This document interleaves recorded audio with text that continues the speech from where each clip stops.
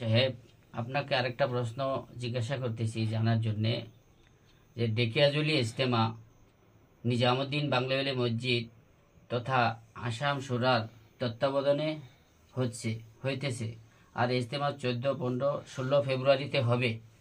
কিছু সংখ্যক ওলামা এই কথা নিষেধাজ্ঞা বা ফতোয়া দিয়েছে যে ওখানে গেলে গুনাহ হবে, যারা ওখানে সাথ দিবে তারাও গুনাহগার হবে। এই সম্পর্কে আপনি কি বলবেন আসামবাসীকে? দেখেন, আমি আসামের সকল ধর্মপ্রাণ ভাইকে আমরা এটা অবগত করব। কালাম পাকের মধ্যে আল্লাহ তাবারক তাআলা বলছেন, তাআওয়ানু আলাল বিররি ওয়াত তাকওয়া ওয়ালা তাআওয়ানু আলাল ইসমি ওয়াল উদওয়ান। নেক কাজ যে জায়গার মধ্যে হয় সারা মিলিয়া সহায় করত, আর গুনার কাজের মধ্যে কোনো মানুষ সহায় না করত।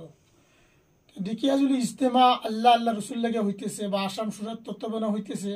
আমার জানা মতে আসাম সুরার মধ্যে যেগুলি মানুষ দাওয়াতের কাজ করতেছে এটা উজ্জ্বল নক্ষত্র। গতিকে একটা হেদায়তের কাজ হইতেছে, ভালো কাজ হইতেছে।